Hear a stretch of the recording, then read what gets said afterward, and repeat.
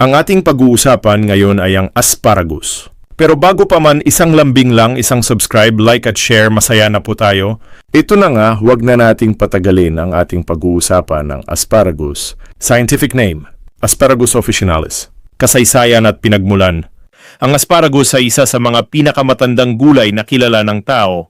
Unang ginamit ito ng mga sinaunang Egyptians bilang pagkain at halamang gamot mahigit 2,000 taon na ang nakalilipas. Lumaganap ang pagtatanim nito sa Greece at Rome, kung saan pinahahalagahan ito hindi lamang sa lasa kundi pati sa benepisyo sa kalusugan. Nagmula ito sa Europe, Northern Africa at Western Asia at kalaunan ay kumalat sa iba't ibang panig ng mundo, kabilang ang Amerika at Asia. Mga bitamina at sustansya na makukuha, ang asparagus ay mababa sa calories ngunit mayaman sa nutrients. Vitamin A, para sa paningin at immune system. Vitamin C, panlaban sa sakit at antioxidant. Vitamin E, proteksyon ng cells. Vitamin K, mahalaga sa pamumuo ng dugo at kalusugan ng buto. Folate, vitamin B9, mahalaga sa buntis at sa paggawa ng red blood cells. Fiber, para sa maayos na digestion. Potassium, tumutulong sa blood pressure. Antioxidants, glutathione, laban sa free radicals. Mga sakit o kondisyong maaring matulungan. Paalala, pantulong lamang ang asparagus at hindi kapalit ng gamot. Constipation, dahil sa mataas na fiber. High blood pressure, dahil sa potassium at diuretic effect. Urinary tract problems, tumutulong sa paghihi. Pamamaga, inflammation, dahil sa antioxidants. Mahinang immune system, dahil sa vitamins A at C.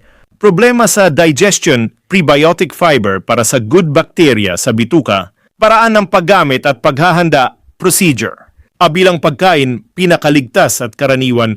Mga sangkap, sariwang asparagus. Tubig, kaunting asin, optional. Paraan, hugasan mabuti ang asparagus. Putulin ang matigas na dulo. Pakuluan o steam sa loob ng 3 to 5 minutes hanggang lumambot. Maaring igisa, ihalo sa salad o isama sa ulam. Asparagus tea, tradisyonal, patuyuin ang ugat o tangkay kung may access.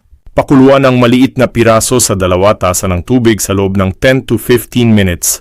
Salain at inumin isang beses sa isang araw lamang. Mga babala at paalala. Iwasan ang labis na pagkain, maaring magdulot ng gas at bloating. Ang asparagus ay may purines, kaya mag-ingat ang may gout. Ligtas sa buntis bilang pagkain, ngunit iwasan ang concentrated herbal tea. Maaring magbago ang amoy ng ihi. Normal lamang ito. Kung may iniinom na gamot, lalo na diuretics, kumonsulta muna sa doktor. Konklusyon. Ang asparagus, Asparagus officinalis, ay isang masustansya at makasaysayang gulay na nagbibigay ng maraming benepisyo sa katawan mula digestion hanggang immune support. Pinakamainam itong kainin bilang bahagi ng balanseng dieta. Bagamat may tradisyonal na gamit bilang halamang gamot, nararapat pa ring maging maingat at huwag itong ituring na kapalit ng medikal na paggamot at sa mga manunood ako'y nagpapasalamat sa inyong lahat para sa susunod.